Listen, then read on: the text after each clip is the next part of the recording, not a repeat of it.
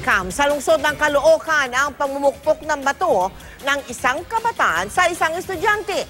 Ang nakasakit na menor de edad nakipaghabulan pa sa mga pulis sa gitna ng EDSA. Nakatutok si Athena Imperial. Exclusive. Naabala ang mga motoristang bumabagtas sa EDSA sa bahagi ng Caloocan nang habulin ng mga pulis ang isang minor de edad na lalaki. Nagpaikot-ikot ang lalaki sa EDSA at pilit na tinakasan ang mga humahabol sa kanyang alagad ng batas. Bago nangyari ang tila patintero ng bata at ng mga pulis, nakuha na ng CCTV camera ang isang estudyante habang naglalakad sa kahabaan ng EDSA. Ilang sandali lang, 3 bata ang sumunod sa kanya. Ang isa, pumulot ng malaking tipak ng bato sa bangketa. Maya-maya pa, sapol sa batok ang walang kamalay-malay na estudyante na nauwi sa away ng dalawa. Sinita ng mga pulis ang ginawa ng batang namukpok na nauwi sa habulan. Hindi bababa sa 5 pulis ang tumugis sa bata. Di rin nagtagal, nahuli na ang bata. Ayon sa mga pulis, perwisyo raw ang inaabot ng mga motorista sa tuwing may mga batuhan at away bata sa kalsada.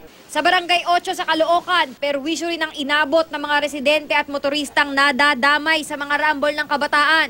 Nito lang daw July 25, isang 17 taong gulang na lalaki ang namatay dahil sa riot. Kwento ng mga tanod, karaniwan daw na bato at bote ang mga ihinahagis ng mga bata. Pero ang ikinamatay ng nasabing biktima, tama ng baril sa ulo. Minsan mga kabataan, minsan may mga niloloko pa kami. Sasabi sa amin, habol, gano'n. Simple kami, hindi man kami pwede humabol kasi unang-una, bawal sa amin tumabi ka ng jurisdiction nang wala kaming coordinate sa isang barangay. Ang mga opisyal ng barangay, tila nagiging sukatan daw ng katapangan ng mga batang lalaki ang pagsali sa mga rambol. Madalas naman daw na hindi madisiplina ng mga magulang ang mga nasabing minor de edad. At aminado raw ang ibang magulang dito. Yun talaga yung sakit sa ulo namin, yung mga ganong kabataan Para naiiwasan na natin yung mga ganong problema. Nagkakaroon ng batuhan, minsan may mga sasakyan na nadadamay.